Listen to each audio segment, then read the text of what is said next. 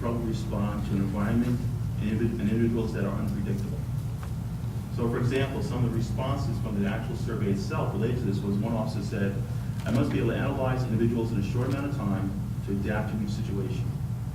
Another officer said, I must have the ability to cover problems before they escalate. Supervise convicted felons and de-escalate situations.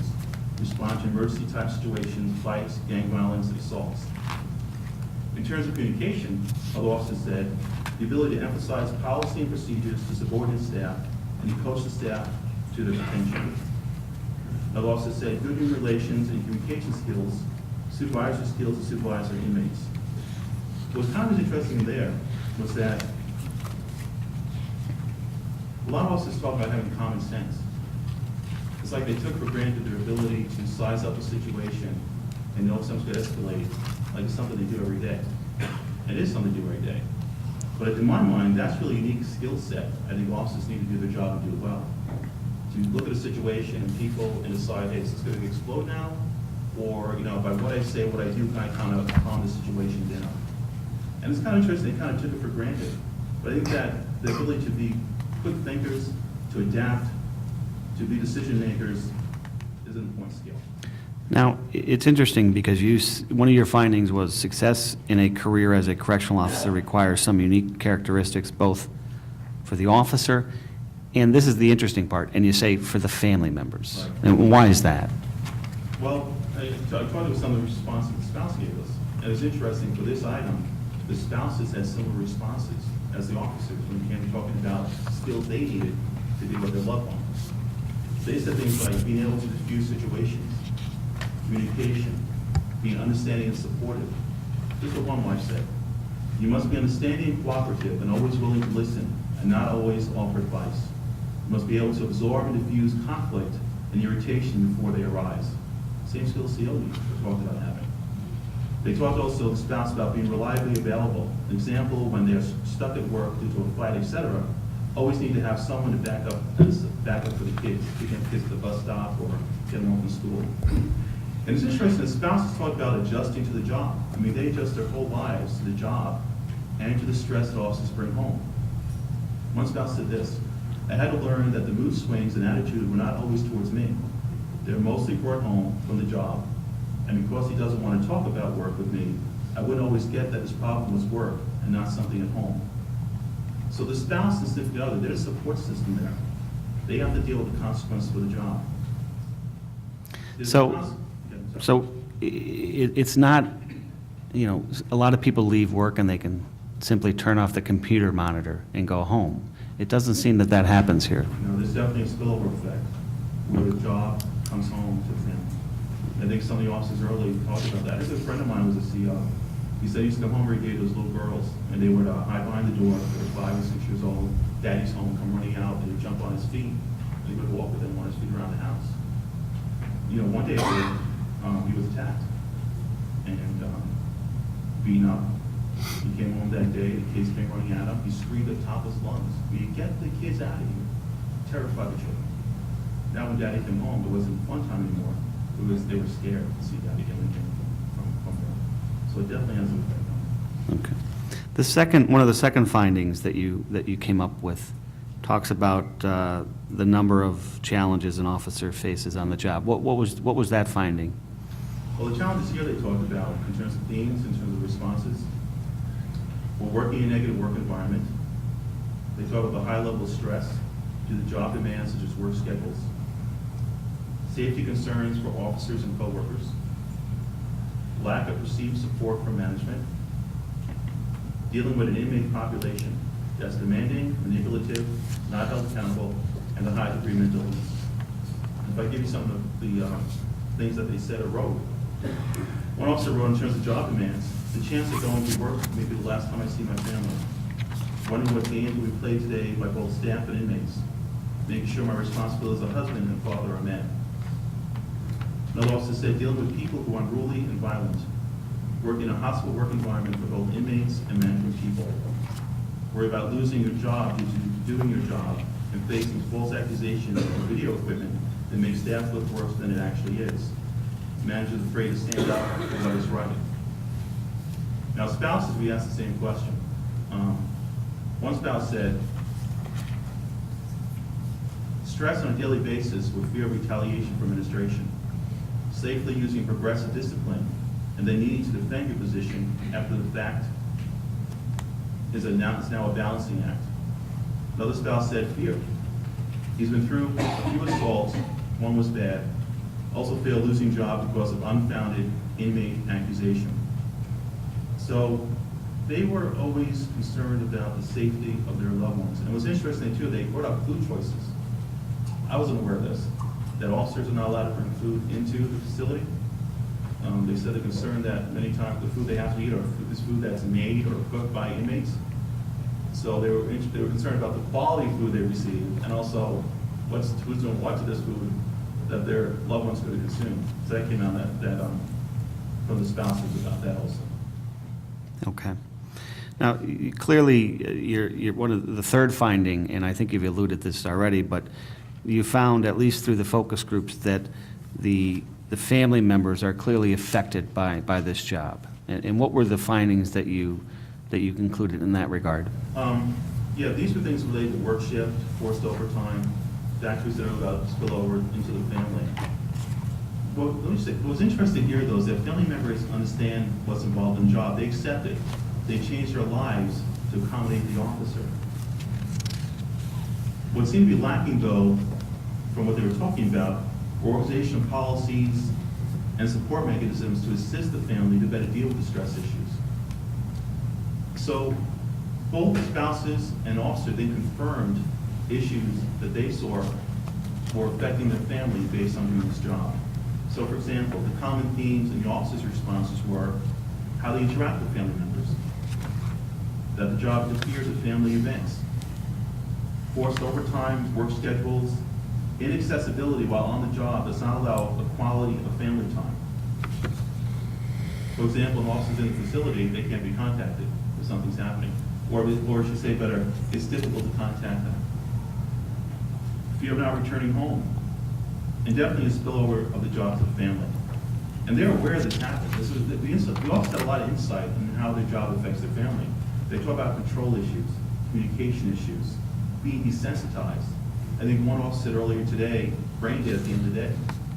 You know, they talk about being there physically for the families, but not emotionally for the families. If I could read a quote here. One officer said, hours of work, the need for overtime, is not always an 8-hour shift. Holidays, we work holidays, or we get mandated to work due to the 24/, 7-day-a-week, 24-hour, 7-day-a-week position. So holidays at home are adjusted. The stress I bring home at times is hard to just bluff off. In terms of other things they talk about with the family, one officer said, always correcting their mistakes, sometimes more like a CO than a father talking about his children. Sometimes I'm too hard on the kids when I try to get a point across because of how you have to talk to inmates to get them to understand. An officer said, I feel it has affected the way I respond to everyday events. I'm a lot more aggressive and less caring and nurturing. Another officer says the way we deal with problems, the stress brought home, stress you don't even realize you have, the way we look at things.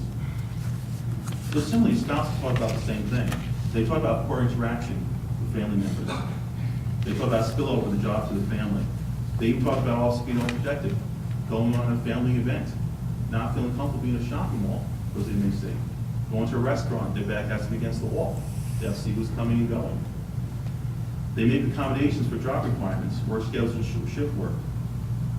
And they said again, the spouses, the inability to be in contact during work hours. So to give some quotes to kind of give more sense of what it's about, the stress that they can come home when my spouse's whole body language, and exhaustion leaves him without a spouse, leaves me without a spouse, mentally present in his off hours.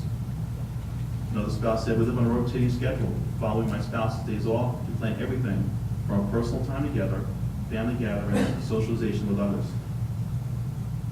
Not being able to contact them, or them contact us, if needed, to stay for shift coverage, constantly work. Okay.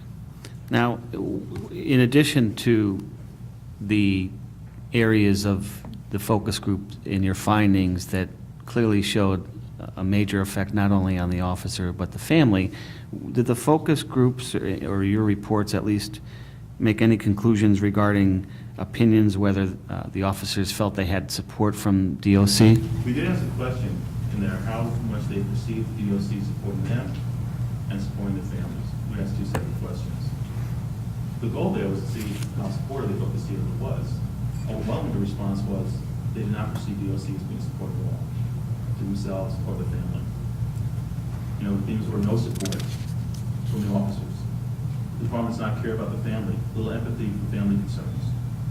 Support seemed dependent on officers' rank or relationship with their supervisor.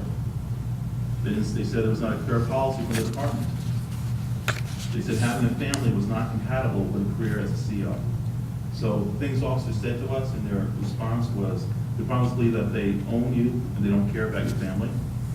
They don't expect you to have one. You're married to them in their eyes. In terms of the officer, how they felt supported, we just do the job. Support does not come until something tragic happens, but it has to happen at the jail. No officer said they don't care about you, they just care about the work that gets done. One officer said they feel like numbers. They're just a body on a shift sheet. As long as the shift has enough COs to work, they care less about how we are. And some of the spouses the same thing, no support. Spouses also said that more support comes from fellow officers in their viewpoint than the department itself. One spouse said this, depends on the situation. My husband was forced to go to the hospital by the DOC nurse because his blood pressure was so high after a fight. He had to use his own personal time and pay for the visit. Another spouse said this, they fall pathetically short in their support of both the officers and their families, physically, emotionally, and mentally. The programs, if any, offered are not made aware of in any way, shape, or form. Those that are offered are not easily accessible to regional location or cooperation with insurance. The insurance system should be evaluated what the family needs being put first. It needs to be something offered to teach all involved how to deal with their feelings and where to direct their emotions without blow to the ego. The findings in your report, did they also make any conclusions regarding, in relationship to the support issue, whether there is any recognition from DOC in regard to good performance? Yeah, we asked spouses and the officers how they would like to be recognized for the work they did or for good performance. Some talk about public recognition, something to be published, luncheon, something like that. Financial gain, a bonus for good attendance, maybe time off. One thing was really interesting, they just wanted their opinions to be respected. You know, officers said, we have a lot of experience on this job. We do it day in, day out. We know what we're doing. Just listen to us. You know, take our suggestions. We know what we're doing here. So respect us for the knowledge we have, for the time in the job. And similarly, spouses did the same thing. Compensation, public recognition. I mean, one officer said this, he said, I'm not looking for anything extra. We should be able to have a fair contract that gives us the compensation reserve, putting our lives on the line on a daily basis. You know, one officer said, just make an effort to care about us. That was their response to that. Now, one of your other findings is in regard to the high degree of stressors on the job, the influence that they have upon the family members and such. What was the finding that you made in regard to that? I don't think I heard it correctly. I'm sorry. You indicate that there is a high degree of concern and stressors from the job that influence the individual work, family relationships, and perceptions of the organization. Oh, okay. I think we're talking about there are the scales we use. Okay. We have the written responses. I included scales also to make sure we have some of the balance of responses. Okay, so now, because you talked about it earlier, Yeah. you said that there was a twofold approach to the types of questions you asked. Now, would this be moving into the more quantitative? Yeah, more quantitative. Okay. So we had 3 scales there, as I said earlier. One scale was trying to measure what's your individual response. What is the kind of stress, what is your individual stress? What kind of stress do you experience doing this job? That was one set of questions. Another one was, what is the conflict you experience when working with family? The third said, what organization or job concerns you have? What they did is they answered, there were items for each one of those. They recorded their response on a 1 to 5 scale, they talk about being a Likert scale. 1 being not really an issue, to 5 being a great issue. So what is your concern for inmate violence?